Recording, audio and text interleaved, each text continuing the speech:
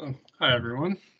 So thank you for joining me today at the first of the Edson sustainability series, where over the next couple months we'll be discussing major topics in energy management and sustainability that are relevant to both Alberta and Saskatchewan. Not Saskatchewan. Sorry, I'm still thinking of back home. Canada and Alberta as a whole. So today's topic, the first one we'll be going through, is electric vehicles in Canada and Alberta. And this is a topic I'm really interested in, and that I think has a ton of applicability to both town of Edson and Alberta and Canada as a whole. So I'm going to start off with a bit of background in history because I like a history lesson to go with it. And the history of electric vehicles could be a presentation in and of itself, but it's really fascinating, really interesting.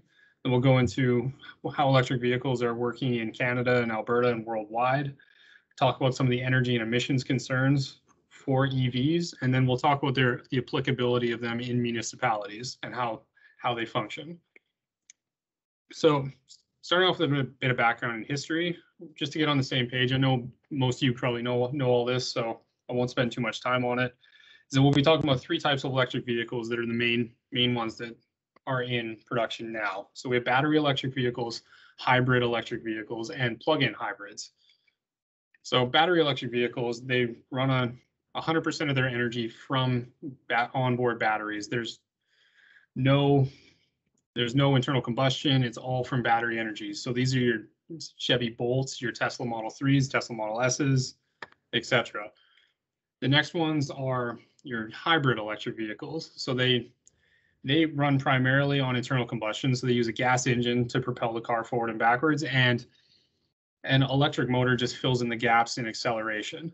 So it does not primarily run on electric power. So this is your Toyota Prius, for example.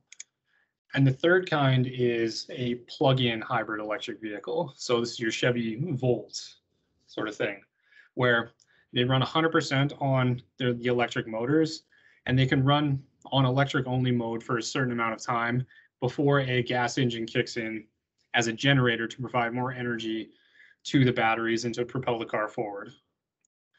So these are the three main kinds that we're looking at when we talk about electric vehicles. So for a bit of a history on this, which I found really fascinating, is that they've been in development in production sense for nearly 140 years. The first recorded design was in 1881, and which was an electric tricycle, that was created by a French inventor. And the first mass market electric vehicle shown in the bottom right is it's called the Flocken Electro Wagon, and that was produced in the late 1800s, and it has about a 25-kilometer range and a top speed of 15 kilometers per hour. So in the early days of cars and automotives, between 1900 and 1912, they were nearly 1/3 of all vehicles on the road were electric vehicles. And that was what was referred to as the golden age of electric vehicles. And things changed quickly after that. With the introduction of the Model T from Ford and mass production, electric vehicles simply just became too expensive. They were about 3 times the cost of a comparable gas car. So a Model T was about $650 in 1912, and an electric car was about 3 times that. So it wasn't until the 1970s when what I believe to be the most important electric vehicle of the 20th century came about was the lunar rover. And that was the thing that kind of spurred bigger interest in electric vehicles. And then when the oil crisis happened in the 80s and huge increases in fuel prices happened, there became a renewed interest. And in the early 90s, on the right here, GM introduced the EV1, which had a short run in the 90s, and then was eventually discontinued in the late 90s. And then there wasn't really a lot of interest in electric vehicles until about 2008 to 2010. And now we're kind of coming around now that there's a sort of a renaissance in electric vehicles again, where there's a renewed interest in a larger market share.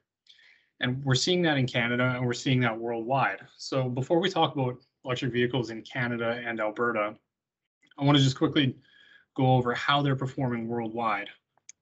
So as I mentioned, around 2008 to 2010, there was a renewed interest in electric vehicles. So in 2010, there was globally about 17,000 to 18,000 electric vehicles. That's hybrids, battery electrics, plug-in hybrids were sold. And fast forward to 2019, over 7 million electric vehicles worldwide were sold. So we're seeing a near exponential growth in electric vehicle adoption. Globally, the market share for electric vehicles is about 4.2%. So market share meaning how many new cars every year are electric. So then that's at 4.2%. That's globally averaged. Breaking it down into specific countries, Norway is a world leader, whereas 75% of all new vehicle purchases and registrations are electric. Sweden follows in second, and with the European average is about 11.4%. China is the world's largest electric vehicle consumer, simply by numbers, but on a percentage basis, about 5.4% are electric. I didn't mention the United States here because their numbers are still quite low at about 1.9%. So there still is a lot of room for improvement there. Now, Norway is able to get this 75% electric vehicle market share just due to strong government policies, strong government incentives, and good charging infrastructure supporting this sort of growth. Now, in Canada, on a national average, we see about 3.5% of all new vehicles in Canada are electrified in some form. The majority is still internal combustion. So what we've seen year over year is a growth in electric vehicle sales, where the total number of vehicles being sold every year has been declining since 2017. So it's a market that's growing despite the total vehicle market contracting. And we can see that between 2019 and 2020, there was a huge decline in vehicle sales in Canada for reasons I think we're all very familiar with. But what's interesting about that decline is between 2019 and 2020, electric vehicle sales in Canada remained relatively the same. So the market is still stable and the market is still growing. And from 2011 to 2020, we're seeing that same exponential growth that we're seeing worldwide. So there is a massive pickup and there's a massive interest. But where in Canada are they? So 95% of all electric vehicles in Canada are in Ontario, British Columbia, and Quebec. And so this is due to provincial incentives and funding that you can get from the provincial governments and private companies to assist in purchasing. So in British Columbia, BC Hydro will give you up to $3,000 for electric vehicles, and you're able to apply for $700 in funding for electric vehicle chargers for your home, and you get free access to high occupancy vehicle lanes. Now you get the same thing in Ontario with that HOV access, as well as there's a $1,000 incentive towards buying a used electric vehicle. And in Quebec, the government will provide you up to $8,000 for each electric vehicle, as well as HOV access and funding for charging. And all of this is on top of the current federal government incentive for electric vehicles that's up to $5,000 per vehicle. So it's these strong incentives and policies by the governments that is spurring this growth. Now, Alberta is lagging behind in terms of electric vehicle adoption. It was a bit hard to find statistics on the total numbers and total sales, but what I did find was there's about 3,000 battery electric vehicles registered in Alberta currently. So there is a number of them, but not quite as much as other places. So why is there the slow adoption of this? Do they not work in this context? Do they not work in this province due to our climate, the distance between cities, the size of it? So the city of Edmonton and city of Calgary have worked on electric vehicle strategies, and they have identified 4 major roadblocks and barriers for electric vehicle adoption in Alberta. So the first one being range anxiety. The second is lack of charging infrastructure, concerns about cold weather performance, and restrictions in vehicle types available. So range anxiety is a common theme for electric vehicles, and it's sort of a restriction for people wanting to adopt them. So it's the concern that they simply just don't have enough range to be be able to allow you to complete your daily tasks or your commutes or even to travel in them. So what the city of Edmonton found in developing their electric vehicle strategy was based on the average commute times in the city, as well as average commute times for Canadians, range is not exactly an issue anymore. So the average car trip in Canada is about 8.7 kilometers, with the average round trip commute being 26 kilometers. So a 2015 Nissan Leaf, which has 172 kilometers of range, is well within your daily requirements for your commute and average car trips, even with extra to spare. And it's getting even less so as EVs develop better technology, better range, better batteries. Most mass market electric vehicles have a range over 300 kilometers, and that number on average is increasing at about 3% per year across all electric vehicles coming out. So from 2013 to 2019, the average range of mass market electric vehicles went from 219 kilometers to 386 kilometers. So there's been a 76% increase in range. So as the technology keeps improving, as charging infrastructure keeps being developed, that range anxiety becomes less of a reality and more of a perception about the technology. But in talking about charging infrastructure, that is still a major barrier. I'm not going to dive too much into charging infrastructure because I want that to be a presentation in of itself, because it's a very interesting topic. So what's been found for electric vehicle owners over long-term studies is that most charging occurs at home at what's called a level 1 charger. So it runs off a 120 volt outlet at your home, which will give you about 7 to 8 kilometers of range per hour of charging. So from the previous slide, if your daily commute is 25 kilometers in that range, you only need 3 to 4 hours of charging at home to allow you to keep making that commute every day. And if you're plugging your car in overnight, that eliminates that problem altogether. What the big difficulty is difficulty in long distance travel. So obviously charging an electric vehicle is not as simple as just pulling up to a gas station, filling up and leaving within 5-10 minutes. What is springing up across Alberta, BC, and Canada is new charging networks that will assist in enabling these long-term travel for electric vehicles. So Southern BC has the Accelerate Kootenays, Southern Alberta has the Peaks to Prairies charging network, and these have been developed in the last few years to open up these areas to electric vehicle travel. And this is in addition to other networks that are already in existence, such as Tesla's Supercharger network, ATCO's Flow network, and Petro-Canada is now installing fast charging at all of their locations on the #1 highway. And in addition to this, town of Edson is working towards spearheading a Northwest electric vehicle charging network. So there's definitely a massive amount of progress that's being made towards developing these networks and to enable long distance travel. So one of the biggest issues and criticisms from electric vehicles is the decline in performance from cold weather. That is a reality of the technology. It does happen. So range drops with temperature, and on average for older electric vehicles, you see a 40 to 50% drop in range over winter months. However, new electric vehicles are getting better and better at managing cold weather and maintaining their range.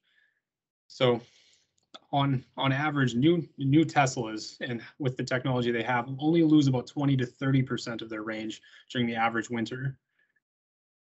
And things are getting better and better year after year. There are actually certain advantages to electric vehicles in cold weather. So if you say you're charging your vehicle at home overnight, you have it plugged into the wall, you're not draining the battery when you're preheating your cabin or preheating your battery for travel, which you can do in them. So once you've preheated your cabin and preheated your battery, a lot of those range drops that occur in cold weather are mitigated quite well. And it should be worth noting that Electric vehicles aren't the only type of vehicle that suffer from range degradation in cold weather. Internal combustion engines lose about 15 to 25% of their fuel efficiency in cold weather. So it's simply just a function of the weather as opposed to more the technology. And as the technology improves, it's going to get better and better. Now, the last piece that was identified by the city of Edmonton was that there are not specific vehicle types available that would make it appealing to Alberta vehicle owners. So I find this one really interesting, is that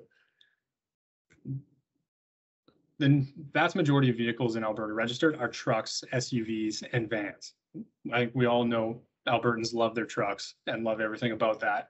And the major barrier identified by the city of Edmonton was there's just simply no electric trucks on the market. So try convincing someone who has a lifted 3500 to go to a tiny Nissan Leaf. I don't think that's going to happen. So what's exciting about the next couple of years in this area is that there are electric trucks that are coming to the market. So I'm very interested to see how that changes the electric vehicle market. So Ford is promising an electric F-150. GM is releasing an electrified Hummer. The one I'm most excited about is the Rivian R1T, which is actually being released next month after years and years of development. So I'm very excited to see how that one turns out. And Tesla is releasing its very divisive Cybertruck. So I'm also very interested to see how that one goes and to see if there's any uptake in the markets where they're very truck dominated, they're truck heavy.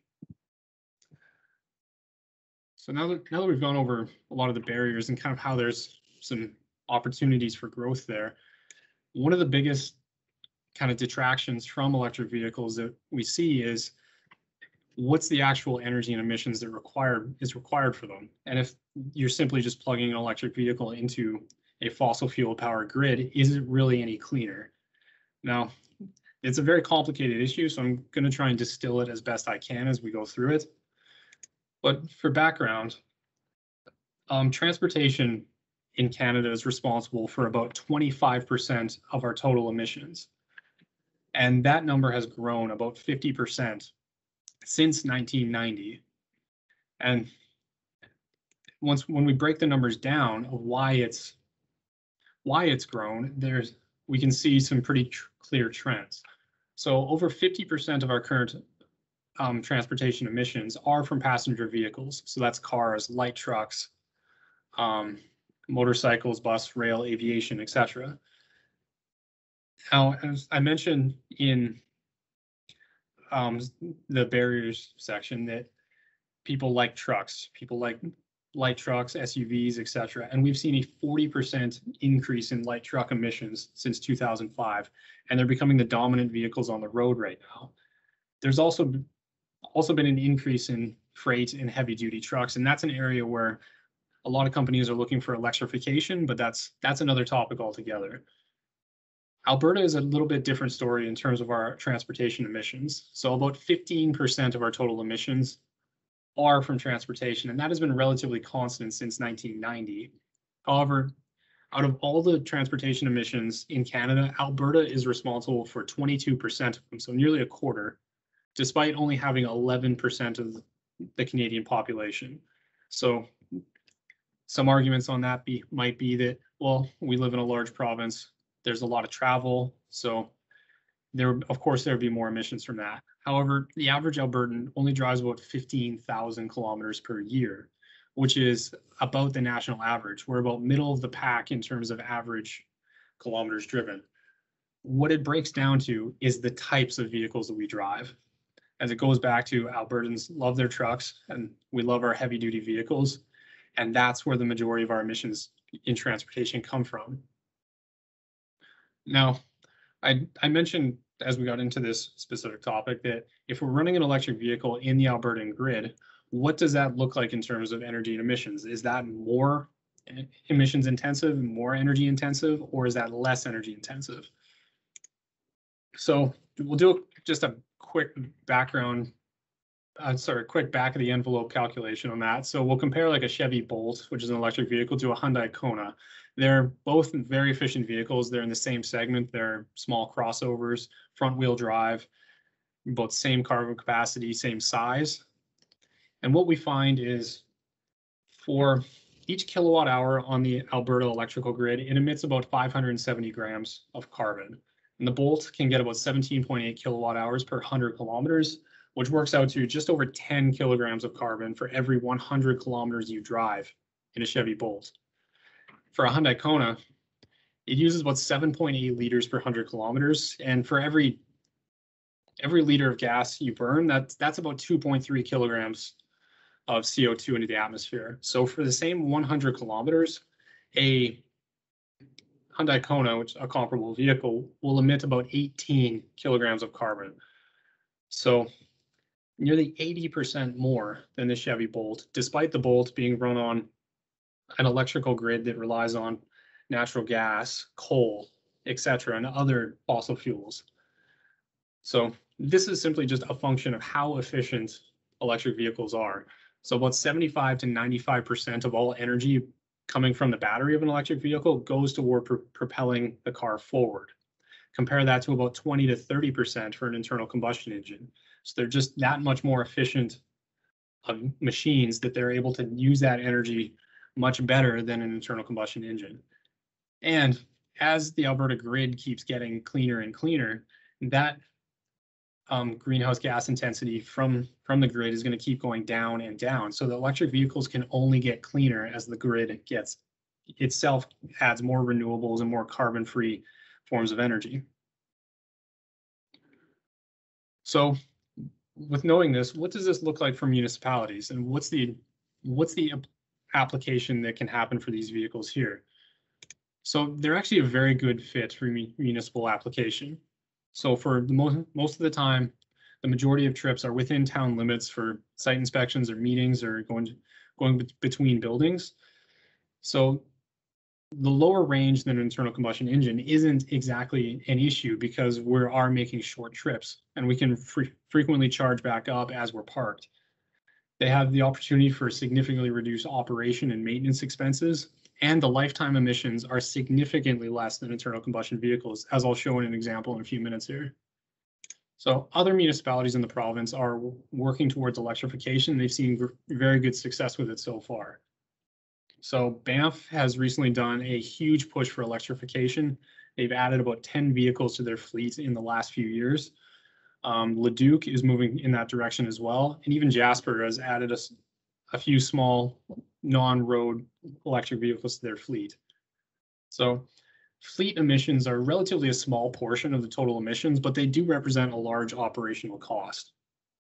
So 3% of emissions in the town of Canmore come from its fleet. And City of Edmonton sees about 6.4% of their emissions come from their fleet.